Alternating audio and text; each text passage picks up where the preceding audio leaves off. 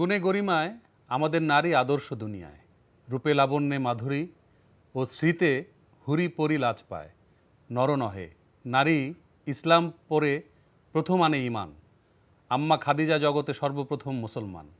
পুরুষের সব গৌরব স্নান এক এই মহিমায়। আমাদের নারী কবিতায় কাজী নজরুল ইসলাম এভাবেই নারীর জয়গান গেয়েছেন। সুপ্রিয় সুধী, আমন্ত্রণ জানাচ্ছি এনটিভির নিয়মিত আয়োজন আইএফআইসি সংলাপ প্রতিদিন অনুষ্ঠানে।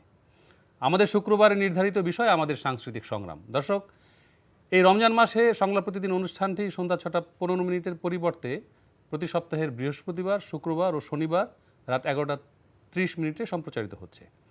আপনারা যারা এই মুহূর্তে আমাদের দেখছেন তাদের জানিয়ে রাখতে চাই, এই অনুষ্ঠানটি আপনারা সরাসরি দেখতে পাবেন এনটিভির ওয়েবসাইট www.ntvbd.com এর লাইভ টিভি অপশনে। আজ আমাদের সাথে এনটিভির স্টুডিওতে উপস্থিত আছেন বিশিষ্ট অভিনেতা, নিরাপদ সড়ক চায়ের প্রতিষ্ঠাতা সভাপতি ও বীর মুক্তিযোদ্ধা ইলিয়াস কাঞ্চন। আপনাকে স্বাগত জানাচ্ছি এনটিভির স্টুডিওতে। আপনাকে অনেক অশেষ ধন্যবাদ জানাচ্ছি, আপনি আমন্ত্রণ করেছেন। জি, তো স্বাধীনতার এই মাসে আপনার প্রতি গভীর শ্রদ্ধা ও সম্মান জানিয়ে আজকে অনুষ্ঠান শুরু করতে চাই। আপনার দীর্ঘ কর্মজীবনের একটি বড় অংশ জুড়ে আছে আপনার চলচ্চিত্র। সেই গল্পে আমরা অবশ্যই শুনবো আজকে। এর আগে আপনার কাছ থেকে জানতে চাইব, মহান মুক্তিযুদ্ধে আপনার অংশগ্রহণ সম্পর্কে আমরা খুব একটা জানতে পারি না।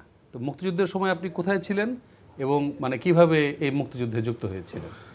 মুক্তিযুদ্ধের সময় আসলে আমার বয়স ছিল, আমি তখন ক্লাস 8-এ পড়তাম। জি। তো ক্লাস 8-এ পড়তাম, শেষের দিকের বিষয়টা ছিল যে আমাদের রেজাল্ট আউট হয়েছে, কিন্তু আমরা তখনও স্কুলে যাইনি আর। আচ্ছা। তো না যাওয়া অবস্থায় আমার এক বন্ধু এবং আমি দুজনে পালালাম আর কি, বাড়ি থেকে পালিয়ে গেলাম। তার আগে বহু চেষ্টা করেছি কিভাবে যাওয়া যায়, কি করা যেতে পারে, কিন্তু শেষ পর্যন্ত বাড়ি থেকে পালিয়ে গেলাম। এবং আমার এক শিক্ষক ছিলেন, তো ওনার ওখানে গেলাম। উনি তখন 2500-এ থাকতেন আর কি। 2500 থেকে আমাদেরকে ওই গোপালদ্বীপ বাজার থেকে আমাদেরকে একটা নৌকা করে উঠিয়ে দিলেন। তো উঠিয়ে দেওয়ার পর তারপরে আমি এবং আমার বন্ধু, কোনো কিছুই জানাশোনা ছিল না আর কি। তো আমরা গিয়ে গোপালদ্বীপ গোপাল থেকে হোমনাতে গিয়ে পৌঁছালাম আর কি। হোমনাতে পৌঁছালাম প্রায় সন্ধ্যার দিকে। ওখানে তো থাকার ওরকম কোনো ছিল না। তো একটা কোনো রকমের হোটেল পাওয়া গেল, যেখানে ওই চিত হলে কাইত হওয়া যায় না, কাইত হলে চিত হওয়া যায় না, এরকম আর। তো সেইখানে পরবর্তী সময় আমি স্কুলের টিচারদের সঙ্গে কথা বললাম যে কিভাবে যাওয়া যায়। তো তারা আমাদেরকে অনেক ইয়েটা করলো এবং বলল যে আপনারা তো যেহেতু একদম নতুন মানুষ, এদিক দিয়ে চিনবেনও না। তারপরে আমাদের এখান থেকে ঘূর্ণাচর একটা বাজার আছে ওই হোমনার কাছাকাছি। তো বললো যে আপনি অন্তত আমাদের একটা লোকের সঙ্গে ওই পর্যন্ত যেতে পারবেন আর কি।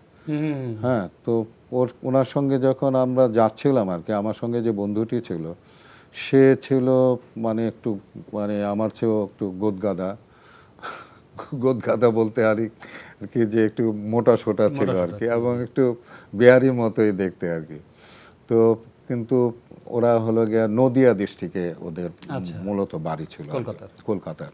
তো ওইখান থেকে পরে দিয়ে ওনারা যখন চলে আসে আর কি বাংলাদেশে, তো তারপরে ও আমাদের দেশের যে ফসল টসলগুলো এগুলো কিন্তু চিনতো না আর কি। তো আমাকে জিজ্ঞাসা করতেছিল বারবার যে এরকম মরিচ ক্ষেত দেখে বলছিল এটা কি ক্ষেত, আমি বললাম মরিচ ক্ষেত। ধান ক্ষেত দেখে বলছে এটা কি ক্ষেত, আমি বললাম ধান ক্ষেত। তো ওই যে দুধালা, তার কিন্তু সন্দেহ হলো আচ্ছা যে বাঙালি হলে পরে মরিচ ক্ষেত ধান ক্ষেত এটা চিনবে না, এটা তো হয় না। জি। তো তখন সে কি করলো, ওর মন চেঞ্জ করলো এবং ও চিন্তা করলো যে বাজারে গিয়া বলে দেবে আর কি, এবং তাই করলো সেখানে। তো আমাদেরকে এই মিসআন্ডারস্ট্যান্ডটা হইলো। ওই লোক দুধালা গিয়া ওখানে বললো যে আমরা বিহারি, আমরা স্পাই, আর আমরা মনে করতেছি যে আমরা বোধহয় ওই যে রামচন্দ্রপুরের ওই জায়গায় চলে গেছি। তো এইটার মধ্যে একটা মিসআন্ডারস্ট্যান্ড হওয়ার পর তারপরে আপনার আমাকে তারা মানে আমরা বাঙালি কিনা, অনেক বোঝানোর চেষ্টা করলাম, বাঙালি কিনা এটা বুঝতে চায় না। শেষ পর্যন্ত একটা ভাঙা নৌকার মধ্যে উঠিয়ে দিল যে বিহারি হলে নৌকা বাইতে পারবে না, ওপারে যেতে পারবে না। তো যাই হোক, বাজারের সঙ্গেই একটা বড় একটা নদী ছিল। তো সেই নদীটা মানে আমি আমার বন্ধুকে বললাম, তুই তো কিছুই পারবে না, তুই পানি সেচ। নদীটার নৌকাটা আবার ভাঙা ছিল, ভাঙা ছিল যাতে পানি ওঠে। তা আমি বললাম যে তুই খালি পানি এখান থেকে সরাইতে থাক। তো পানি সরাচ্ছিল আর আমি গিয়ে ওপারে গেলাম। যাই হোক, যাওয়ার পরে দিয়ে আমি দেখলাম যে সমস্ত গ্রামের লোকেরা মানে মানে বিহারি ধরা পড়েছে, সেই বিহারিদের দেখার জন্য মানে ছুটে আসতেছে। একটা কৃষক যে নেড়াত ছিল জমির মধ্যে, সে আইসা ওই নিড়ানি দিয়ে আমাকে এরকমভাবে উঠায় বলতেছে, দেখি দেখি কীরকম। তো যাই হোক, সেখানকার যে ছিল এমপি সাহেব ছিল, তার লোকেরা টের পেল আর কি। তো তারপর টের পাওয়ার পর তারা আসলো, আসার পর তখন আমি তাদেরকে বললাম যে আমি আসলে মুক্তিযুদ্ধে আমরা দুই বন্ধু যাওয়ার জন্য আমরা আসি, এবং আমার কাছে আমার যে শিক্ষক তিনি একটা চিঠি লিখে দিয়েছিলেন আব্দুল কুদ্দুস মাখনকে। তো ওই চিঠিটা আমি তখন ওনাকে দেখালাম আর কি। তো উনি দেখলো, দেখার পর দেখলো যে হ্যাঁ।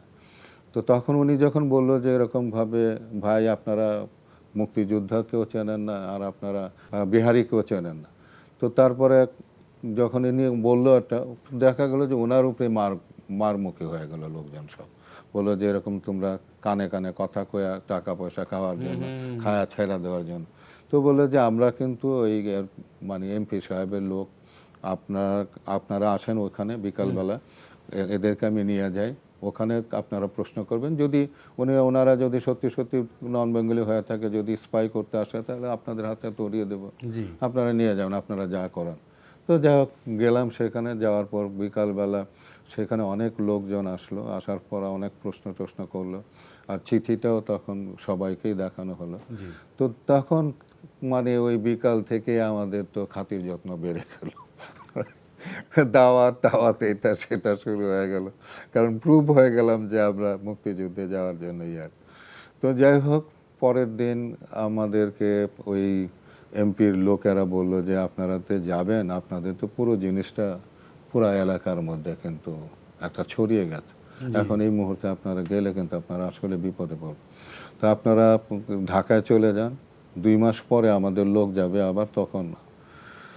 তো এটা কয়ে আমাদেরকে ওই লোক আমাদেরকে হোমনা থেকে আবার একটা লঞ্চের মধ্যে উঠায় দিল, নারায়ণগঞ্জে চলে আসলাম। নারায়ণগঞ্জে চলে আসার পরে সেখানে তো এক মানে ভয়াবহ ব্যাপার, মানে নেমেই আমার কাছে মনে হলো যেন কোথায় আমরা, মানে লোকজন নাই, রাস্তাঘাটে এটে নাই। তো যাই হোক, সেইভাবে গিয়ে কোনো রকম একটা বাসে উঠলাম। বাসে কোন মাস ছিল? এটা ছিল খুব সম্ভবত এপ্রিল হবে, এরকম মাস হবে। তো তারপরে আপনার গিয়া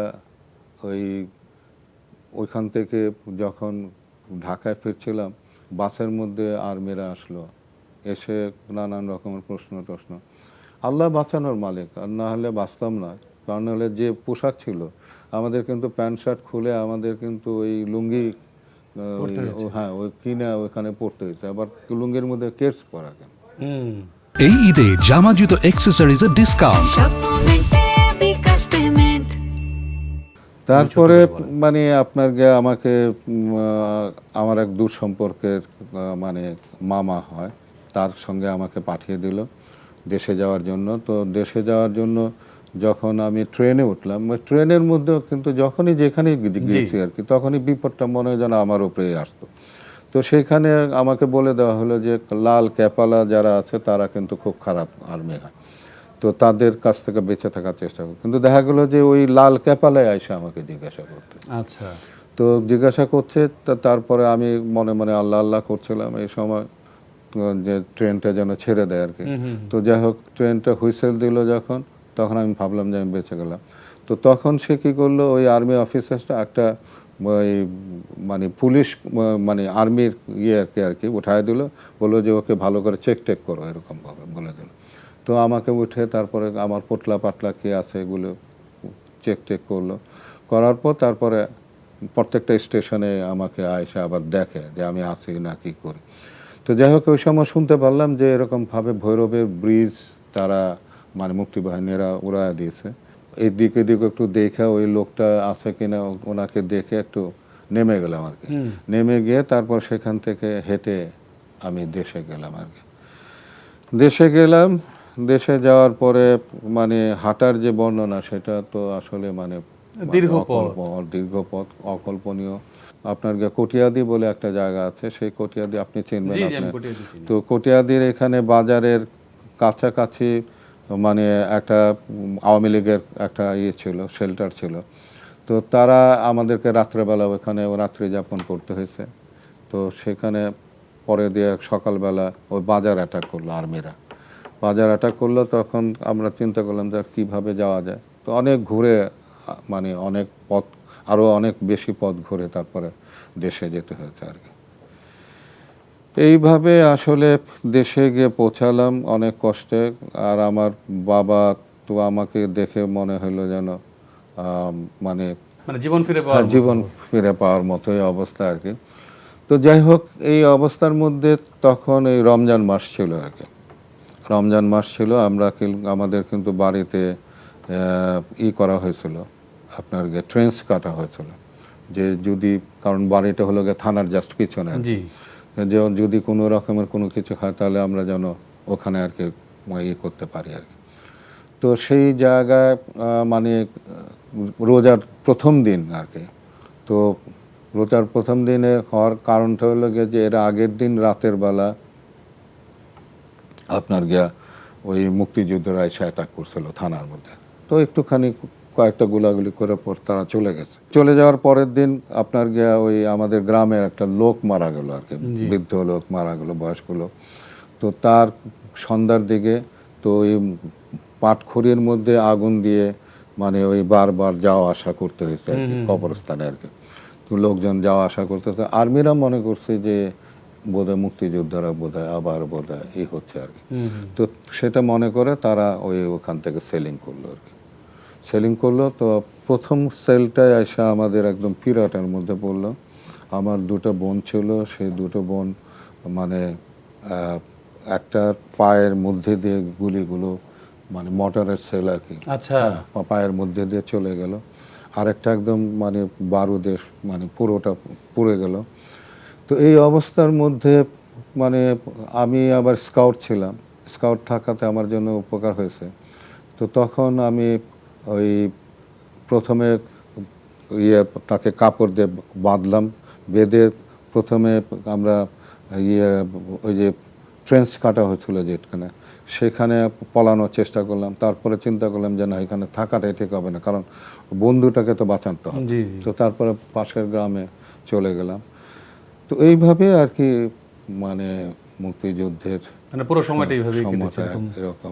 তো আমরা আপনার চলচ্চিত্রে ফিরে আসতে চাই যে 1977 সালের সাহিত্যিক আলাউদ্দিন আল আজাদের উপন্যাস 23 নম্বর তৈলচিত্র অবলম্বনে সুভাষ দত্ত পরিচালিত চলচ্চিত্র বসুন্ধরার মাধ্যমে আপনার চলচ্চিত্রের সূচনা হয়। তো এর আগে 1976 সালে পুরান ঢাকায় বসবাসের সময় আপনি মঞ্চ নাটকের সাথে যুক্ত ছিলেন, সেটা কিভাবে আসলে শুরুটা হয়েছিল? আমি আসলে মানে সত্যি কথা বলতে যে অভিনয়ের বিষয়টা আমার মধ্যে যে আছে এটা আমি নিজেই জানতাম না আর কি। আমার প্রথম জীবনে আমি ক্লাস 6-এ যখন পড়ি তখন আমি ইয়েতে যাই, ওই স্কাউটের মানে জাম্বুরি হয়। তো সেখানে যাওয়ার পরে ওইখানে ক্যাম্প ফায়ারের মধ্যে অনেক কিছু অনেকে করে আর কি, কেউ কবিতা আবৃত্তি করে, কেউ নাটক, এই সমস্ত জিনিসগুলো করে আর। তো আমরা ওইখানে 10 মিনিটের একটা নাটক করেছিলাম আর কি। তো জীবনের প্রথম কিন্তু এটা, এর আগে কখনো মানে আমি মানুষের সামনে মৌচাকে ছিল, গাজীপুরের মৌচাকে ছিল, এবং কখনো কিন্তু আমি মানে কোথাও কোনো কিছু করি নাই, এটাই প্রথম। কিন্তু এই নাটকটা করার পরে মানে ছেলেপেলেরা, অন্যান্য স্কুলের ছেলেপেলেরা তারা 3-4 মিনিটের মতো ক্ল্যাপ দিয়েছিল। আচ্ছা, 3-4 মিনিট। কিন্তু মানে কি হয়েছে আমি কিন্তু আসলে কিন্তু বুঝতে পারি নাই যে কি করলাম আমি আসলে। এরা মানে এত মানে ইয়েটা। আচ্ছা, তো তো তারপরে এইটাই হলো গিয়ে আমার জীবনে প্রথম অভিনয় আর কি। তারপর পুরান ঢাকার গল্পটা কেমন তারপরে ছিল? পুরন ঢাকার গল্প হলো গিয়ে দেশ যখন স্বাধীন হলো আর কি, দেশ স্বাধীনের পরে তখন ওই নতুন মানে আমাদেরকে ম্যাট্রিকে উঠায় দেওয়া হলো আর কি। Auto auto nine, pass. হ্যাঁ 9টা ওইভাবে পড়তে হয় না আমাদেরকে আর কি। তো যাই হোক অটো ম্যাট্রিকের মানে উঠলাম। তো সেই সময় মানে বাংলার মুক্তি নামে একটা নাটক করা হলো আর কি, স্কুল থেকে, স্কুলের প্রোগ্রাম ছিল। স্কুলের বাজেটে। তো সেইখানে আমাকে নায়িকার বাবার রোল করতে হয়েছে। আচ্ছা, কত অল্প বয়সেই। তো যাই হোক, কিন্তু তারপরেও এই নায়িকার বাবার রোল করেও কিন্তু আমি কিন্তু সাংঘাতিক রকমের পপুলার। হ্যাঁ হ্যাঁ হ্যাঁ বুঝছেন, তা আমি এই জন্য আমি বলি যে আসলে এই না মানে অভিনয় জিনিসটা আমার ভিতরে আসলে আল্লাহ তাআলা মানে ঢুকিয়ে দিয়েছিল আর কি। ওইখানেই কি মানে সুভাষ দত্তের সাথে আপনার মানে প্রথম পরিচয় হয়? না এইটা না, এই নাটকে না। আচ্ছা। এর পরের এইটা আমার যখন সুভাষ দত্তের সঙ্গে যখন আমার পরিচয়, তখন আমার 4 নম্বর নাটক। 4 নম্বর নাটক। সেটা কি স্কুল থেকেই ছিল? হ্যাঁ, সেটা কি স্কুল থেকে ছিল নাকি কোনো সংগঠন থেকে ছিল? এটা ছিল একটা সংগঠনটাও এটা আমাদের স্কুলের একজন টিচার আমাদেরকে করে দিয়েছিল। কারণ হলো গিয়ে উনি বললেন যে দেখো আমি বহু ছেলেদের দেখেছি, তো তোমাদের মতো এরকম একটা মিশ করে তোমরা চলো, প্লাস তোমাদের মধ্যে শেয়ার করে তোমরা যে লেখাপড়া করো সেটা আমার কাছে ভালো লেগেছে। তো এখন ওইটা হলো গিয়ে আপনার গিয়ে আমাদের ম্যাট্রিক পাস করার পরে দেয়া, আচ্ছা। হ্যাঁ ইন্টারমিডিয়েট পাসের পরে দেওয়া এই ঘটনাটা। তো তো তখন উনি বলল যে তোমরা এই ম্যাট্রিক পাস করেছো, এক একজন এক এক কলেজে চলে যাবা, তোমাদের মধ্যে কিন্তু আর এই দেখা সাক্ষাৎটা হবে না। তোমরা যদি একটা ক্লাব করো তাহলে কিন্তু অন্তত এইখানে তোমাদের একটা ঠিকানা রইলো, তোমরা এক জায়গায় আসবে, বসবে, এই করবে।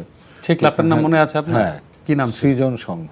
সৃজন সংঘ। হ্যাঁ, সৃজন সংঘ। খুব সুন্দর নাম ছিল। হ্যাঁ, তো কারণ হচ্ছে কি যে সবসময় একটু মানে আলাদা ধরনের মানে চিন্তা ভাবনা করতাম আর কি।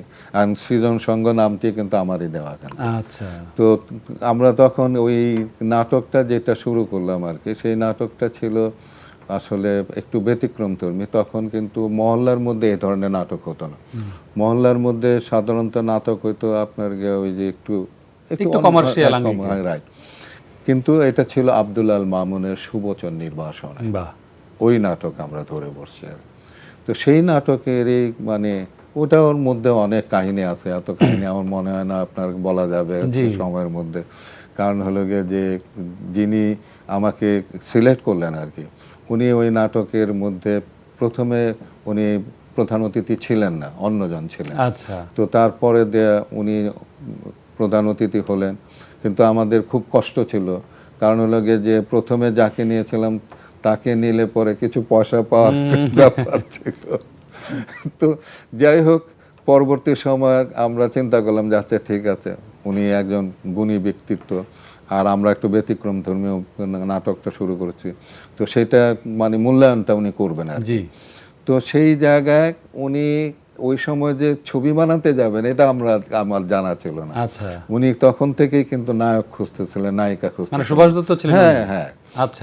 উনি প্রথম থেকে। তো তারপরে যখন উনি আমাকে ওখানে দেখলেন এবং ফার্স্ট সিনটার মধ্যে আমি ছিলাম আর কি, ফার্স্ট সিনটার মধ্যে আমি ছিলাম, তো ওই সিনটাও বেশ বড় সিন ছিল এবং সিনটা ছিল এরকম যে আমি একটা আদর্শ ছেলে এবং আমার একটা ভাই সে ডিরেল হয়ে যায়।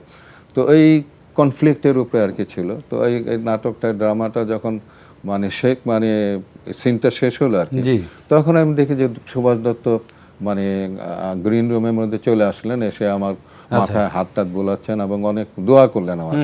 তা আমি বুঝতে পারিনি কেন যে এত।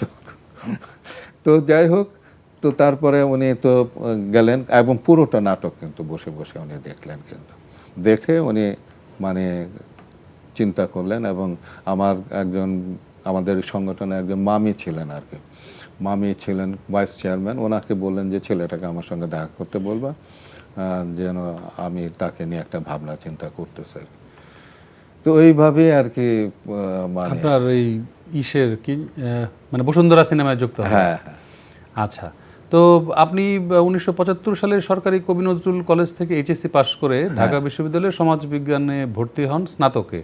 তো এবং পড়াশোনা শেষ করেননি, না, কি কারণ ছিল? আর এখন কি মনে হয় যে সিদ্ধান্তটা মানে সঠিক ছিল, এই যে পড়াশোনা?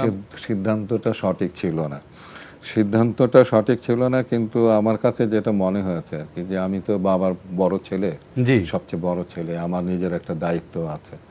তো আমি একটা জিনিস চিন্তা করলাম যে আমি পড়াশোনা করে শেষ করে তো আমাকে একটা চাকরি করতে হবে, জি, বা কোনো একটা পেশায় যেতে হবে। কোনো একটা পেশায় আমাকে যেতে হবে। তো যেহেতু আমাকে পেশায় যেতে হবে, আমাকে একটা পেশার আসার একটা সুযোগ কিন্তু হয়ে গেছে আমার।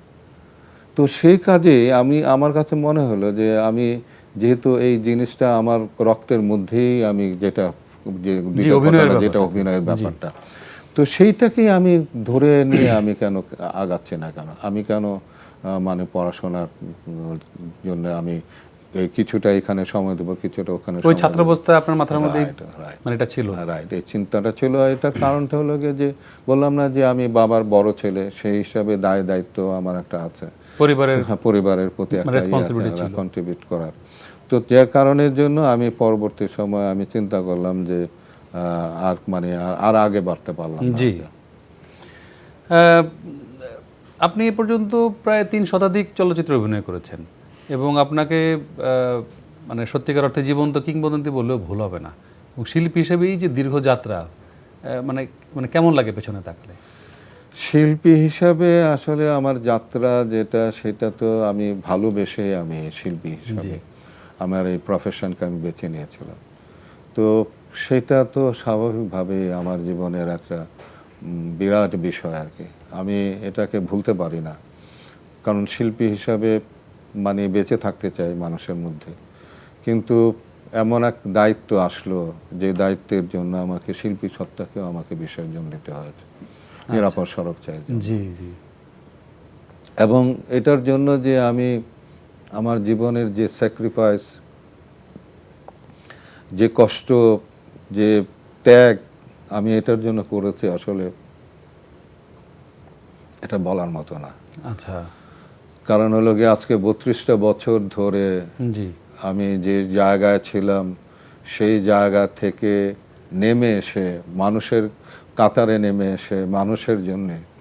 না নিশ্চয়ই আমরা সারা দেশের মানুষই তো সেই বিষয়টা সম্পর্কে জানি এবং আমরা এই প্রসঙ্গটা ধরে আসবো। কিন্তু আমি আর একটু চলচ্চিত্রের প্রসঙ্গে থাকতে চাই যে এই যে ববিতা, শাবানা, অঞ্জু ঘোষ থেকে শুরু করে একেবারে এই কিছুদিন আগে মৌসুমী এবং মুনমুনের সঙ্গে আপনি জুটি বেঁধে কাজ করেছেন এবং আবার এই আপনি চলচ্চিত্রের অশ্লীলতার কারণে এই অঙ্গন থেকে আবার সরে যেতে থাকেন। সে সময় আপনি এবং আপনার সহকর্মীরা মানে হালটা কেন ধরতে পারলেন না? আর আজকে এফডিসির এই যে করুণ অবস্থা, এই দায়টা আসলে কার? এই দায়টা আসলে আমি বলবো যে তৎকালীন সময়ের যে সরকার যারা ছিল, সরকার যারা পরিচালনা করেছে, তাদের দায়িত্বটা ছিল। কারণ হলো গিয়ে যে আমরা যে সমস্ত সুন্দর সুন্দর ছবিগুলো বানাতাম, বিশ্বাস করবেন, এক একটা ছবির জন্য যে মন, যে অন্তপ্রাণ আমার ছিল, জি, হ্যাঁ, যে একটা ছবি সুন্দর ছবি হবে, একটা ছবির পরে সেই ছবিটা ভালো যাবে, প্রোডিউসার টাকা ফেরত পাবে, টাকা যদি ফেরত না পায় আরেকটা ছবি তো বানাতে পারবে, সামাজিক ছবি এবং পরিবার নিয়ে দেখার মতো সুস্থ স্বাভাবিক ছবি, তো আরেকটা ছবি বানাতে পারবে না। তো সেই একটা প্রত্যেকটা ছবির মধ্যে আমি একটা জিনিস আমার জীবনে ছিল, সেটি হলো গিয়ে ছবিটা কি হবে জানি না, কিন্তু আমার জন্য যে রোলটা, সেই রোলটা যেন কেউ দেখে যেন কখনো না বলে যে ইলিয়াস কাঞ্চন এইটা ফেল করেছে। জি, এটা আমি কিন্তু সবসময়, ছবি ফেল হতে পারে কিন্তু ইলিয়াস কাঞ্চন ফেল করেছে এরকম কোনো ক্যারেক্টার কিন্তু আপনি আমাকে দেখাতে পারেন। তার মানে চরিত্রের প্রতি আপনি সৎ ছিলেন? সৎ ছিলাম আমি সবসময়, এবং সবসময়। সেগুলো আমরা দেখি যে আপনার সময়কালের যে একটা দীর্ঘ সময়ের যে ছবিগুলোর নামগুলোও যদি আমরা দেখি, নামকরণও কিন্তু অনেক সুন্দর ছিল। মানে এটা যে মানে সৌন্দর্য একটা মানে বিষয় ছিল আর্ট কালচারের, সেটা কিন্তু আস্তে আস্তে এই যে অবক্ষয়ের দিকে গেল। আমার প্রশ্ন জানার আগ্রহ ওটাই যে আজকে যে এফডিসির যে অবস্থা বা বাংলা ছায়াছবির যে অধপতন আমরা দেখি, মূল ধারার যে চলচ্চিত্রের, এফডিসি ঘরানার যে চলচ্চিত্রের, এই মানে এটা আসলে এইভাবে মানে নষ্ট হয়ে গেল কেন? এটা নষ্ট হয়ে গেল সেটাই বলছিলাম আর কি, যে এইরকম ভাবে আমরা যখন ছবি বানাচ্ছিলাম, তখন আপনার গিয়ে অশ্লীলতা আপনার গিয়ে পাইরেসি হওয়া শুরু হয়। Piracy পাইরেসিটাই মূলত আমাদের চলচ্চিত্রকে আর কি ধ্বংসের পথে নিয়ে গেছে। এবং এই পাইরেসির জন্য আমি নিজে পর্যন্ত সরকারের কাছে গেছি, সরকারকে বলেছি যে আপনারা এটা বন্ধ করেন, কিন্তু তারা কিন্তু কোনোদিনই কিন্তু সেই উদ্যোগ কিন্তু নেয় নাই কেন। এবং একটা ছবি মনে করেন যে ছবিটি রিলিজ হয় না, তার আগে দেখ সেটা পাইরেটেড হয়ে গেছে। হ্যাঁ, কিন্তু এই যে এই বিষয়গুলো, এই তার মানে পাশাপাশি পাইরেসিও ছিল এবং অশ্লীলতা ছিল। অশ্লীলতা আসার পিছনে কারণ আছে, কিন্তু অশ্লীলতাটা কিন্তু আসছে কিরকম ভাবে আপনারা, আমি বলি পাইরেসিকে বন্ধ করার জন্য কিছু লোক চেষ্টা করলো আর কি। আচ্ছা, হ্যাঁ, সেই চেষ্টাটা করলো, তারা তার চিন্তা করে দেখলো যে ভালো ভালো ছবি যেগুলো হয় সেগুলো পাইরেটেড হয়ে যাচ্ছে। তো তাহলে আমরা যদি এইরকম কোনো ছবি তৈরি করি যেটা হ্যাঁ, যেটা সবাই মিলে দেখবে না, ফ্যামিলি নিয়ে দেখতে পারবে না, তো তাহলে এটা পাইরেসি হবে না। কিন্তু এটাও কিন্তু তাদের ভুল ধারণা ছিল, কিন্তু তাদের ভুল ধারণা ছিল। এবং ভুল ধারণার পরিপ্রেক্ষিতে কিন্তু শেষে কি হলো যে ভালো ছবির জন্য যারা ছিল তারাও আসা বন্ধ হয়ে গেল। কারণ হলো গিয়ে যে এই অশ্লীলতা তো দেখতে তো ফ্যামিলি নিয়ে মানুষ আসবে না, তো ফ্যামিলির লোকজন যখন আসা বন্ধ হয়ে গেল স্বাভাবিকভাবে তখন চলচ্চিত্র দর্শক কিন্তু কমে গেল। 2022 সালে বাংলাদেশ চলচ্চিত্র শিল্পী সমিতির নির্বাচনে আপনি সভাপতি নির্বাচিত হন এবং এর আগে 1989 থেকে 1991 পর্যন্ত আপনি সংগঠনটির সহসভাপতি দায়িত্ব পালন করেন। আমরা প্রায় দেখি বাংলাদেশ চলচ্চিত্র শিল্প সমিতির কর্মকাণ্ড নিয়ে নানা ধরনের বিতর্কের সৃষ্টি হয় এবং চলচ্চিত্রের উন্নয়নের চেয়ে নির্বাচন আর পিকনিক নিয়ে মাতামাতি চলে এবং দর্শক মহলে এসব নিয়ে ব্যাপক হাস্যরস তৈরি হয়। কেন সবকিছু এমন হয়ে গেল? আসলে আমি কিন্তু তখন ভাইস চেয়ারম্যান ছিলাম না, আমি ছিলাম সেক্রেটারি ছিলাম। হ্যাঁ, সেক্রেটারি ছিলাম। কারণ হলো গিয়ে যে এটা বোধহয় আমি সেকেন্ড সেক্রেটারি ছিলাম। প্রথম সেক্রেটারি ছিল আহমদ শরীফ, তারপরে উনি প্রেসিডেন্ট দাঁড়াইলেন, আমি তখন সেক্রেটারি হলাম আর। এবং এই সেক্রেটারি হওয়ার পরে দিয়ে আমি আসলে কোনোদিন আমি দাঁড়ানোর চেষ্টা করিনি। কারণ হলো গিয়ে আমি কোনো দায়িত্ব যখন নেই আর কি, সেই দায়িত্ব পুরোপুরিভাবে পালন করার চেষ্টা করি। আমার এই যে বললাম না যে আপনি একটা ছবিও দেখাতে পারবেন না যে ছবিতে আমাকে বলতে পারবেন না যে আপনার কাজটা ঠিক হয় না, ঠিক তেমনি ভাবে কিন্তু আমার প্রত্যেকটা কাজে কিন্তু আমি প্রথমে একটা জিনিস হলো গিয়ে যে আমি কাজটা করব কিনা সেটা আমি আমার বিবেচ্য বিষয়। যদি আমি কাজটা ধরে ফেলি তাহলে কিন্তু সেই কাজটা আমাকে আমার নিজের মতো করে করা যায়। তো আমি আর কোনোদিন আর শিল্পী সমিতির কোনোদিন নির্বাচনে আমি আসে নাই। কারণ হলো গিয়ে যে আমার কাছে মনে হয়েছিল আর কি যে নির্বাচন করতে গেলে মানুষের বাড়ি বাড়ি যাইতে হবে কেন? একটা ভালো মানুষে দাঁড়াবে, তার যদি যোগ্যতা থাকে, তার যদি মনে করে যে তাকে কিছু করতে পারবে সে সমিতির জন্য, তাহলে তার কেন এত ভোট চাওয়ার জন্য কেন শিল্পীরাই তো শিল্পীকে ভোট দিয়ে নির্বাচন কেন নির্বাচিত করবে? তো এই কারণের জন্য আমি আর কোনোদিন কিন্তু দাঁড়াইনি। তো যাই হোক, শেষ পর্যন্ত আমাকে এবার ওই যে 22-এ সময় আমাকে অনেক ধরে বেঁধে এখানে নিয়ে আসা হলো। নিয়ে আসার পরে আমি বুঝলাম যে আমি ভুল করেছি। আচ্ছা, হ্যাঁ, আমি আগেও জানতাম যে আমি ভুল করতে যাচ্ছি, কিন্তু আমার ছেলেকে ধরে, আমার আরো কিছু আপনজনকে ধরে তারা আমাকে ওখানে নিয়ে যায় আর কি, নাহলে আমাকে নিয়ে যেতে পারতো না কেন। তো যাই হোক, তো সেটা আরো ক্লিয়ার হয়ে গেল। ক্লিয়ার হয়ে যাওয়ার পরে আমি আগেই ডিক্লারেশন দিয়ে দিলাম যে আমি কিন্তু এবার আর কোনো দাঁড়াচ্ছি না, কিন্তু তোমরা কি করবা না করবা সেটা তোমাদের ব্যাপার, আমি কিন্তু আর দাঁড়াচ্ছি না। তো তাই করলাম, আমি আর দাঁড়াই নাই। তো তারপর অন্যরা আসলো। কারণ হলো গিয়ে এখানে যে জিনিসটা যেটা আমি দেখলাম আর কি, এই শিল্পীদের মধ্যে যে জিনিসটা হয় আর কি, এখানে শিল্পীরা যাকে সিলেক্ট করে তার ব্যক্তিত্বের কথাটা চিন্তা করে না। একটা শিল্পী সমিতির একজন সেক্রেটারি কিংবা প্রেসিডেন্ট যে হবেন, তার যে একটা সাংগঠনিক যোগ্যতা প্লাস যে তার একটা প্রেজেন্টেবল একটা মানুষ হতে হবে, সেই জিনিসটা কিন্তু আমাদের বিবেচনায় আনে না। এই ঈদে জামা জুতো অ্যাকসেসরিজের ডিসকাউন্ট। দর্শক, বিজ্ঞাপন বিরতির পর আমরা আবার ফিরে আসলাম আমাদের আজকের আয়োজনে। আমাদের সঙ্গে আছেন চিত্রনায়ক ইলিয়াস কাঞ্চন। তো আমরা এফডিসি নিয়ে কথা বলছিলাম। তো সাম্প্রতিক সময়ে এফডিসি ঘরানার বাইরেও বেশ ভালো গল্প এবং নির্মাণে চলচ্চিত্র হচ্ছে, আপনি জানেন। তো আপনার কি কোনো ছবি দেখা হয়েছে কিনা আমি জানি না, যেমন মনপুরা, হাওয়া বা পরাণ, বা সাম্প্রতিক সময়ের আরও বেশ কিছু ছবি হচ্ছে। তো এসব ছবিকে এফডিসির নির্মাতা বা শিল্পীরা ছবি হিসেবে মানতে নারাজ, আবার এফডিসির ছবিকে এই সময়ের শিল্পী নির্মাতারা সেকেলে মনে করেন। সমস্যাটা আসলে কোন পক্ষের? এফডিসি কেন আধুনিক হতে পারছে না, বা আসলে কে মানে মানে কোন জায়গা থেকে এসব করছে, বিচার করছে? আসলে মানে কনফ্লিক্টটা হলো গিয়া সেটি হলো যে দৃষ্টিভঙ্গিটা আসলে মানুষ মানে পরিবর্তন করতে পারছে না। উভয়েরই আসলে দৃষ্টিভঙ্গির পরিবর্তন দরকার। জি, কারণ হলো গিয়ে যে যারা মেইন স্ট্রিমে যারা কাজ করে তারা মানে যে ভাবনাটা, যে চিন্তাটা যেটা আগে করতো আর কি, সেটার থেকে বেরিয়ে আসা দরকার আছে। জি, আর মেইন স্ট্রিম ছাড়া যারা কাজ করছে না আর কি, তাদের ছবি আমি দেখেছি জি, এবং এইগুলো হচ্ছে কি যে কয়টা ছবি হচ্ছে, জি, মূলত কয়টা, তো সংখ্যা খুবই কম। তো সেই সংখ্যার মধ্যে আপনি যে নাম বললেন, দীর্ঘ 20 বছর মধ্যে এই কয়টা ছবি না, জি, অল্প কিছু ছবি ঠিক না? হয়েছে। জি। তো কাজে চলচ্চিত্র তো টিকতে হলে আর কি, চলচ্চিত্রে টিকতে হলে কমার্শিয়াল ছবির মানে রমরমা মানে বাজার থাকতে হবে। যদি বাজার না থাকে তাহলে আপনি যতই ছবি বানান না কেন, ছবি যদি না চলে, মানুষ যদি না দেখে, তাহলে তো কোনো লাভ নাই। তো সেই কারণের জন্যই মানে ওই ওই বাইরের যে ছবিগুলো যেগুলো হয় আর কি, সেগুলো হয় কি যে আপনার গিয়া ওই এক ধরনের শিল্পীদেরকেও মানে তারা সিলেক্ট করে, ডিরেক্টরও তারা একটু অন্য আলাদা ধরনের ডিরেক্টরদেরই করে।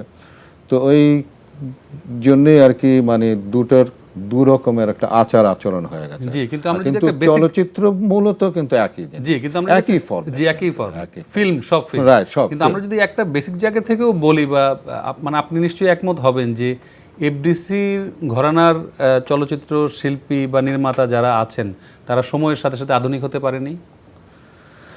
না না, এটা এটা এটা ঠিক না। মানে আপনাদের সময়ে যে ধরনের ছবি হয়েছে, আমরা তো পরবর্তী সময়ে তার চেয়ে অনেক মানে কি বলবো, যে অনেক নিম্নমানের ছবি হতে দেখেছি।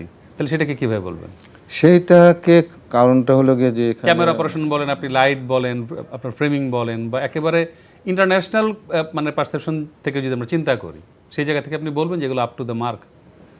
সেইগুলো মানে একটা ফরম্যাটে ছিল, তারা সেই ফরম্যাটটাকে ধরে রেখেছে আর কি।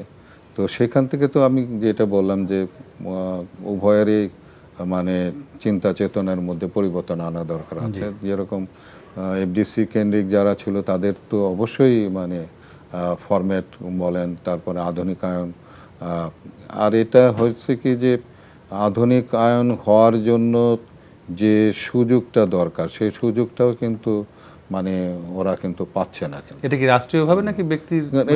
এটা আসলে ওই ছবিগুলো মানে যাদের করা দরকার, মানে প্রপারলি যাদের করা দরকার, সেরকম ডিরেক্টর মানে এবং প্রযোজক সেইভাবে কিন্তু ওইরকম ভাবে আসছে না। না আসার কারণের জন্যই কিন্তু মানে এই কিছু মানে কি বলবো এটাকে, আসলে মানে একটা ছবি এখন, আগে হলো গিয়ে যে একটা ছবি যদি কেউ বানাতো আর কি, তো একজন প্রযোজক একটা ডিরেক্টরকে খুঁজে বের করতো, কিন্তু পরবর্তী সময় দেখা গেল যে যে ছবিটা হচ্ছে সেটা হলো গিয়ে ডিরেক্টরই প্রযোজক জোগাড় করে নিয়ে আসছে। তো কাজে এটা তো তার মানে টোটাল সিস্টেমটাতে একটা মানে এক ধরনের ঝামেলা রয়ে গেছে। আচ্ছা, তো আমরা একটি অবধারিতভাবেই আপনার কাছে একটি প্রসঙ্গ অত্যন্ত মানে কি বলবো, যে দুঃখের সাথেই বলতে হয় যে 1979 সালে জাহানারা কাঞ্চনের সাথে আপনার বিয়ে হয়, এবং 1993 সালের 22 অক্টোবর এক সড়ক দুর্ঘটনায় তার মৃত্যু হয়, এবং আপনি তখন বান্দরবনের শুটিংয়ে ছিলেন, এবং চট্টগ্রামে সম্ভবত এই দুর্ঘটনাটি হয়েছিল। ওই সময় আপনি অনেক ভেঙে পড়েছিলেন এবং চলচ্চিত্র থেকে সরে যাওয়ার ঘোষণাও দিয়েছিলেন। একই বছর 1 ডিসেম্বর থেকে নিরাপদ সড়ক নিরাপদ জীবন এই স্লোগানে আপনি কাজ করে চলেছেন, সেই এবং এটি সংগঠনও করেন যে নিরাপদ সড়ক চাই। তারপর এত একটা দীর্ঘ সময় চলে গেল, এই যে আপনার সেই ওই সময় থেকে এখন পর্যন্ত এর কার্যক্রম বা অগ্রগতিটা কি আসলে কেমন? এই কার্যক্রম বা অগ্রগতিটা হলো গিয়ে যে আমি যখন শুরু করেছিলাম রোড সেফটির বিষয়টা, তখন বাংলাদেশের মানুষ মাথার মধ্যে এই জিনিসটা ছিলই না, তারা জানতোই না যে এটাকে মানে আসলে ট্রিটমেন্ট করা সম্ভব। কারণ এটা কোনো অসুখ না, এটা কোনো মানে এরকম বিষয় না যে এটাকে ঠিক করা যাবে না। কিন্তু তাদের যে ধারণা ছিল, বাংলাদেশের মানুষের ধারণা ছিল যে এটা তো হলো গিয়ে আল্লাহর মাল আল্লাহ নিয়ে যায়, কপালের লেখা থাকে, যার জন্য এগুলো হয়। হ্যাঁ, দুর্ঘটনায় কারো হাত নেই। এটা কারো কিছু করণের কিছু না, এরকম হায়াত করণের ছিল না। কিছু না, হায়াত ছিল না। এবং আমাকে এমনও বলা হয়েছে যে লোকটার পাগল হয়ে গেছে, বউ মারা গেছে এর জন্য পাগল হয়ে গেছে, গিয়া এই কি কি বলে না বলে এই সমস্ত। কিন্তু আমি কিন্তু ধৈর্য ধারণ করেছি, এবং যখন এগুলো বলা শুরু করলো তখন আমি কিন্তু ধর্মীয়ভাবে আমি নিজেকে রিচ করা শুরু করলাম। যে আমি চিন্তা করলাম যে যে কথাটি তারা বলতেছে যে আল্লাহর মাল আল্লাহ নিয়ে যায়, ভাগ্যের ব্যাপার, সেগুলো হ্যাঁ রাইট, সেগুলো আমার ধর্ম আমাকে কি বলে। তো আমার ধর্ম থেকে আমি অনেক কিছু পেয়েছি। আমি দেখেছি যে সাবধানতা হলো গিয়ে সবচেয়ে বড় জিনিস। তো এবং একটা বাংলা একটা কথা আছে কিন্তু, সাবধানের কোনো মান নাই। তো এই যে সাবধানতার বিষয়টাকে মানে নিয়ে আমি তখন মানুষকে বলা শুরু করলাম যে না, এটা ভাগ্যের বিষয় না। তারপরে যে এইটাকে সফলতা আসলো আমার 2010-এর দিকে। হ্যাঁ, আমি তো মনে করেন যে 22শে অক্টোবরে আমি এটা শুরু করেছিলাম 93-তে, তো 10-এ গিয়া এটা গিয়ে আসলো। কারণ হলো গিয়ে যে তখন জাতিসংঘ বলা শুরু করলো, তারা বলে দিল যে এরকমভাবে এই রোড সেফটি কোনো অসুখ না, এই কথাটি বললো তারা। কোনো এটা this is not the disease, হ্যাঁ, এবং এটা মানে প্রিভেন্টেবল। এটা মানুষের ইররের জন্য, মানুষের মানে অসচেতনতার জন্য যে কাজটি সে করছে সেটা ঠিক মতো না করার জন্য এই দুর্ঘটনা। রাইট, এগুলো হচ্ছে। এগুলো আসলে যদি মানে ঠিক মতো সেভাবে করা যায়, অ্যাডজাস্ট করা যায়, তাহলে সড়ক দুর্ঘটনা কমিয়ে নিয়ে আসে। এবং এটার সাথে আমি যোগ করতে চাই যে সৃষ্টিকর্তার উপর থেকে এসে আপনাকে সেভ করতে পারবে না, মানুষই তো মানুষের সেভ করবে, তাই না? রাইট। তো এইটা তখন মানে ওই 2010 সাল থেকে তারপরে মানুষের একটা ধারণা চেঞ্জ হলো, সচেতন হওয়া শুরু করলো আর কি। এবং আমরা দেখেছি আপনি রাস্তায় দাঁড়িয়েছেন, প্ল্যাকার্ড হাতে, ব্যানার হাতে, আপনার টিম নিয়ে দাঁড়িয়েছেন, মানুষ সচেতন করার চেষ্টা করেছেন।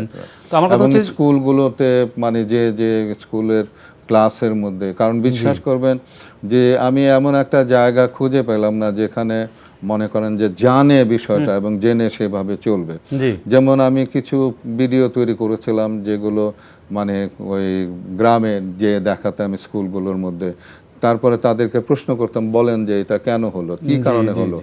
তো এগুলো দেখানোর সঙ্গে সঙ্গে তারা এবং বলতাম যে বলেন তো এটা কার দোষ, কে এই দোষটা করেছে। তো তখন তারা বিভিন্ন রকমের দোষের কথা বলে। তো আমি বললাম যে এই যে এই দোষটা তার দূর করবার কে ছিল বলেন তো?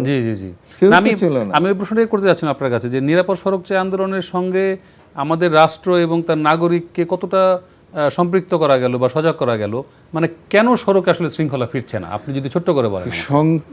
সড়কে শৃঙ্খলা ফিরছে না আসলে হলো গিয়ে একটা রাষ্ট্র, এই রাষ্ট্রের মনে করেন যে পার্টিগুলো আছে, সেই পার্টিগুলোর আপনার যে ম্যানিফেস্টো, যারা তাদের যে রাজনৈতিক দলের যে একটা ম্যানিফেস্টো থাকে এবং রাজনৈতিক দলের যে একটা উদ্দেশ্য থাকে, আদর্শ উদ্দেশ্য থাকে, সেই জায়গায় আমি দেখলাম যে একটি রাজনৈতিক দল পাবেন না যারা মানে এই ব্যবস্থাটাকে এবং এটাকে একটা অ্যাড্রেস করার জন্য, এবং এটা যে একটা বিশাল প্রবলেম, এবং এই সেক্টরটার মধ্যে এটাকে অ্যাড্রেস না করার জন্য এখনো পর্যন্ত সবচেয়ে বেশি মানুষ এই জায়গাটার মধ্যে মৃত্যুবরণ করছে এখনো পর্যন্ত। হ্যাঁ, প্রতিদিন। শুধু মানে আমি আপনার সাথে যোগ করতে চাই, শুধু মৃত্যুর দিক থেকে না, আপনি বলেন যে সড়কের যেই আপনার নিরাপত্তা এবং সড়ক চলাচলের যে নিয়ম শৃঙ্খলা এবং মানে পথচারীদের যে অধিকার, এবং একই সড়কের মধ্যে বিভিন্ন ধরনের যানবাহনের যেই আপনার কম্পিটিশন এবং যে উঠে পড়ছে, এবং আপনি দেখবেন যে বাস বা গণপরিবহনের শ্রমিক এবং ড্রাইভারদের যে আচরণ, সেগুলো আসলে কতটা মানে একটা নাগরিকের জন্য একেবারে মানে কি। এবং সবচেয়ে বড় জিনিস হলো যে দেখেন যে এতগুলো কমিশন হলো, এবার যে এতগুলো কমিশন করা হলো, কিন্তু আপনার সড়কের শৃঙ্খলা ফেরানোর জন্য এই যে চাঁদাবাজি, লুটপাট, এত কিছু, ফুটপাত দখল করা যাচ্ছে না, হ্যাঁ, ফুটপাত দখল মুক্ত করা যাচ্ছে না, এইখানে একটা কোনো মানুষের হাঁটার জায়গা নেই, রাইট, এটা কিভাবে সম্ভব? এটা কোনো কমিশন কিন্তু হলো না কিন্তু, এবং এটাই কিন্তু আমাকে সবচেয়ে বড়। তাহলে আমরা কিশোর উন্নয়নের কথা বলছি আসলে। এতদিন তাহলে আমরা এই যে এত যে উন্নয়নের ধোয়া যে হলো, এত কিছু হয়েছে, পদ্মা ব্রিজ হয়েছে, আমার এটা হয়েছে, এলিভেটেড এক্সপ্রেস হয়েছে, কিন্তু আমার তো সাধারণ নাগরিকের চলাচলেরই তো কোনো নিরাপত্তা নেই। Right right right. আপনি কিভাবে মানে প্রধান সড়কে আপনি রিক্সা উঠতে দিচ্ছেন? মানে এটা তো মানে বিশ্বের না কোথাও না দেখা না, যায় না। কোনো রকমেরই মানে, এবং সবচেয়ে বড় জিনিসগুলো এগুলো নিয়ে আমার মন্ত্রীদের সঙ্গে, আমার যারা অথরিটি আর কি, তাদের সঙ্গে আমার এত ঝগড়া হয়েছে, জি, এত আমরা কথা দেখেছি হয়েছে, সেগুলো right, গণমাধ্যমে। টক শো গুলোর মধ্যে, যে তারা বলল যে এরা যাবে কোথায়। আমি বললাম যে যাবে কোথায় মানে কি, ওরা থাকবে এবং আমাকে মেরে ফেলবে? জি এটা তো হতে পারে না। থাকবে এরা, তাহলে তাদেরকে স্কিল করেন, জি তারা যাতে নিজেরা না মরে এবং অন্যকে না মারে সেই ব্যবস্থা করেন। হ্যাঁ, সেটা করবেন না, খালি শুধু আপনি বলে দেবেন যাবে কোথায়, যাবে কোথায় বলে আপনি রাস্তার মধ্যে ছেড়ে দেবেন। এর প্রতিদিন লাইসেন্স দেওয়া হচ্ছে। আমি জানি না আসলে এই বিশৃঙ্খল পরিস্থিতি হ্যাঁ, আসলে কতদিনে সেটাই। কাটবে। এর জন্যই আমি এইবার একটু রাজনৈতিক বিষয় নিয়ে, যেহেতু মানে সবাই একটু সোচ্চার, সেই কারণের জন্য আমি এবার এই জিনিসটা আমি দেখলাম যে কারোরই কিন্তু কোনো পার্টিরই কিন্তু তাদের ম্যানিফেস্টোর মধ্যে কিন্তু এই জিনিসটা নাই কিন্তু। মানে কেউ সেভাবে দায়ও নিতে চাচ্ছে না এবং এটা দায়িত্বও নিতে চাচ্ছে না। আচ্ছা, তো আমি একেবারে শেষের দিকে একটা প্রশ্ন করতে চাই আপনাকে, যে আপনার তো দুটি সন্তান, তারা কে কোথায় আছেন এবং কি করছেন, এবং চলচ্চিত্রে তাদের আগ্রহ নেই নাকি আপনি আসলে চান না? না, আমি কখনোই তাদেরকে গাইড করি না এভাবে যে তোমরা চলচ্চিত্রে আসো কিংবা এসো না, এরকম আমি কখনোই বলি না। তারা নিজেদের থেকেই মানে মনে করেছে যে চলচ্চিত্রে তাদেরকে সেভাবে মানে আসলে পরে তারা সেরকম কিছু করতে আপনি তাদেরকে পারবে না। কিছু করতে বাধ্য না, করেন না, না? না। এবং আমি যেটা চিন্তা করেছি আর কি, যে তারা যদি মনে করে, এবং আমার মেয়েটি যেটি সেও কোনোদিন কখনো চিন্তা করে না যে চলচ্চিত্র। উনি কোথায় আছেন, কি করছেন? এখন উনি আছেন ইয়েতে, লন্ডনে আছেন। জি। লন্ডনে ওখানে মানে তার দুটো বাচ্চা আছে, আচ্ছা। হাজবেন্ড আছে, আর ছেলেটি আছে কানাডাতে আছে। কানাডাতে গিয়েছিল এই মানে আমাদের ইয়ের আগে দিয়ে, করোনার আগে? হ্যাঁ, করোনার আগে না, করোনার মধ্যে সে গেছিল। তো চলে আসার কথা ছিল, কিন্তু এখন তো যে অবস্থার মধ্যে সবকিছু মিলায় আর কি, আমার মনে হয় না আর আসতে পারবে বলে। আচ্ছা, তো একজন চলচ্চিত্রের মানুষ হিসেবে আমি আপনার কাছে জানতে চাই যে এই যে আপনার দীর্ঘ সময়ের অভিজ্ঞতার জায়গা থেকে আপনি কি বলবেন যে নতুন করে যারা এই পেশায় আসছেন বা ভাবছেন, আমরা দেখছি যে তরুণ প্রজন্মের মধ্যে যে শিখে আসার বা তৈরি হয়ে আসার, শিল্পী হয়ে আসার যে টেন্ডেন্সিটা, এটা খুব কম লক্ষ্য করা যায়। এই বিষয়ে আপনি কি বলবেন? তাদের বিষয়ে আপনার মেসেজটা কি? এটা তাদের বিষয়ে আমার মেসেজ হলো গিয়ে যে চলচ্চিত্র এমন একটা জায়গা, যে জায়গাটার মধ্যে মানুষ নিজেকে কিন্তু প্রকাশ করতে পারে। কিন্তু জি, একটা জায়গায় কিন্তু এই জায়গার মধ্যে নিজেকে প্রকাশ করতে পারে, এবং এখানে নিজেরই কিছু করতে হবে, অন্য কিন্তু আপনাকে এখানে কিছু করে দেওয়ার মতো না। তো সেই জায়গাটার মধ্যে আমি সবসময় আমি চিন্তা করেছি যে কেন পারে না তারা, পারে না এর জন্য যে তারা নিজেকে মানে বিকশিত করার জন্য যা যা করার দরকার, যে প্ল্যান, যে স্কুলিং গুলো থাকা দরকার, রাইট, সেগুলো কিন্তু তারা করে। আমরা অধিকাংশ শিল্পীকে দেখি ঠিক মানে সঠিক উচ্চারণে কথাও বলতে পারছেন না, অথচ উনি নিজেকে শিল্পী দাবি করছেন। মানে এটা কিভাবে সম্ভব? এই যে আপনি আমাকে বলেন যে আমি চলচ্চিত্রে আসার পরে দিয়ে আমি মোটরসাইকেল চালাতে হচ্ছে, আমাকে গাড়ি চালাতে হচ্ছে, সবকিছু করতে হয়েছে, ফাইট করতে হয়েছে, ডান্স করতে হয়েছে, সবগুলো কিন্তু আমাকে শিখতে হয়েছে। জি, আমি কিন্তু এমনি না, কিন্তু মানে এটা একটা কালেক্টিভ ওয়ার্ক। হ্যাঁ, আমি চিন্তা করেছি, আমি চিন্তা করেছি আমি যখন ট্রাক ড্রাইভার হব, তার আগে দিয়ে আমি গিয়ে ট্রাক বাস নিয়ে আমি কিন্তু ট্রেনিং করেছি। আচ্ছা, আমি গাড়ি চালানো শিখেছি, কিন্তু তারপরে আমি যখন ট্রাকের ইয়েটা করব, তখন আমি কিন্তু আবার ওই নতুন করে আবার 1 মাসের জন্য আমি কিন্তু ট্রেনিং নিয়েছি, কিন্তু নিয়ে আমি কিন্তু কাজটা করেছি। এবং শুধু সেটা না, আমি আরও আমি বিশেষ করে এগুলো বিদেশে শিল্পীরা করে, আমাদের দেশের শিল্পীরা খুব কম করে, আমি জানি বোধহয় ফারুক ভাই কিন্তু এরকম কিছু একটা কাজ করেছিল। জি আর এছাড়া কিন্তু আমাদের এখানে কিন্তু সেরকম কিন্তু মানে করে না কেন। জি যেমন আমারও কিন্তু লাঠিয়ালের একটা ক্যারেক্টার ছিল, হ্যাঁ। লাঠিয়ালের ক্যারেক্টার করার জন্য তো আমি নিজেকে চিন্তা করলাম আমি ওপেন আমার কাপড় থাকবে না, তো সেই জায়গায় আমার Muscle দেখাতে মাসল হবে। দেখাতে হবে, মাসলটা আমাকে বাড়াতে হবে। তো সেটার জন্য আমাকে কিন্তু ট্রেনিং নিতে হবে। ট্রেনিং দিতে হয়েছে, আমাকে কিন্তু এক্সারসাইজ করতে হয়েছে, করে কিন্তু আমাকে এগুলো বাড়াতে হয়েছে। এবং আমি যখন দেখেছি আমি স্ক্রিনের মধ্যে যে আমি হ্যাঁ পারফেক্ট। তো কারণটা হচ্ছে কি যে কোনো চরিত্র প্রথমে হলো গিয়ে আপনাকে মানানসই, আপনাকে মানাইছে কিনা, মানানলে পরে কিন্তু চরিত্রের সাথে যাচ্ছে কিনা। যাচ্ছে কিনা। সেই আমি একেবারে শেষ প্রশ্নটি করতে চাই আপনার কাছে, একেবারে আজকের অনুষ্ঠানের শেষ প্রশ্ন। কিশোরগঞ্জ জেলার করিমগঞ্জ উপজেলার আশুতিয়াপাড়ায় আপনার জন্ম এবং বেড়ে ওঠা, মানে কেমন ছিল সেই দিনগুলো? আর আপনার ভাই বোন কজন এবং তারা কে কোথায় আছেন? ভাই বোন আমাদের আমার দুটো মা আছে। তো এক মায়ের ঘরে আমি, আমার আরেকটা ভাই আর হলো গিয়া আরেকটা বোন, আর আরেক মায়ের হলো গিয়া 4টা ছেলে, 2টো মেয়ে ছিল। 2টো মেয়ে এখন মারা গেছে। একটা মেয়ে অনেক আগে মারা গেছে, ওই যে মেয়েটি ওই মুক্তিযুদ্ধের সময় পুড়ে গেছে। জি জি জি জি জি। আরেকটি বোন সেটাও কিছুদিন আগে মারা গেল, যার ওই যে গ্রেনেডের ইয়েগুলো, হ্যাঁ, তো সেটাও মানে অনেক যন্ত্রণা পেয়ে মারা গেছে ও। কারণ হলো গিয়ে ওর স্পিনটার ভিতরে ছিল, সবসময় ছিল। হ্যাঁ ছিল, এগুলো যন্ত্রণা করেছে প্রচন্ড।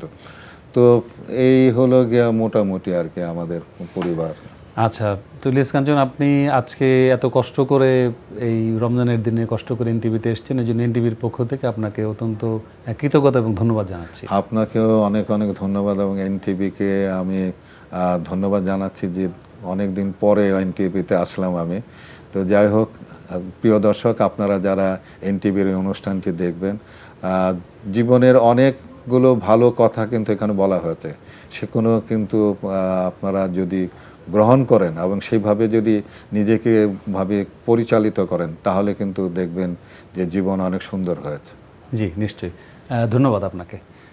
দর্শক, আপনারা দেখছিলেন আইএফআইসি নিবেদিত সংলাপ প্রতিদিন অনুষ্ঠানটি। আমাদের আজকের আয়োজন এখানেই শেষ হচ্ছে। আমাদের পরবর্তী আয়োজন দেখার আমন্ত্রণ জানিয়ে আজকের মধ্যে এখানে বিদায় নিচ্ছি। ভালো থাকবেন সবাই।